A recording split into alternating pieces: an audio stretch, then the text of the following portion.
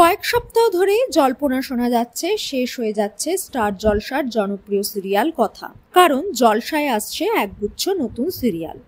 কারোর মতে এখনই শেষ হবে না কথা। টিআরপি কমে গেলেও সাহেব সুস্মিতার জুটি ঘিরে আলাদা উন্মাদনা দর্শকদের। কিছু কিছু এপিসোড দেখলে মনে হয় এ গল্প সহজে ফুরোবর নয়। তবে সবটাই নির্ভর করছে চ্যানেল কর্তৃপক্ষের সিদ্ধান্ত এবং ব্যবসায়িক দিকের সাফল্যের ওপর। তবে এসবে পাত্তা দিচ্ছে না সাহেব ভট্টাচার্য এবং সুস্মিতা দেব।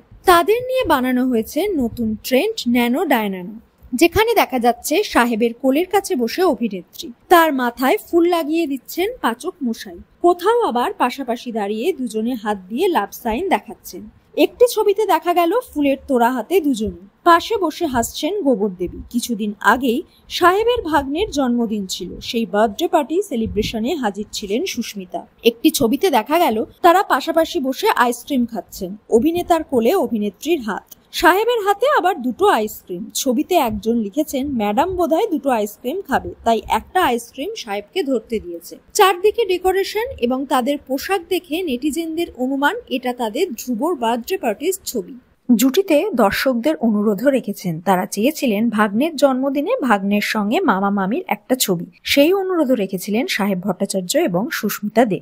টলিউডের আরেক কাপলও ছেলের জন্মদিন নিয়ে বেজায় ব্যস্ত। গতকাল ছিল রাজ শুভশ্রীর ছেলে ইউভানের জন্মদিন।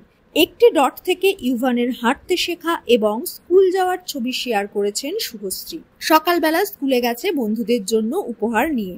এবারের পার্টির থিম সোনি অ্যাডভেঞ্চার তার খুব প্রিয়। সেই সবকিছু দিয়েই ছেলের জন্মদিনের ডেকোরেশন করা হবে। বোনকে এখন থেকেই আগলে রাখছে বার্থডে বয়। বোনও নিজের ভাষায় দাদাকে জন্মদিনের শুভেচ্ছা জানিয়েছে।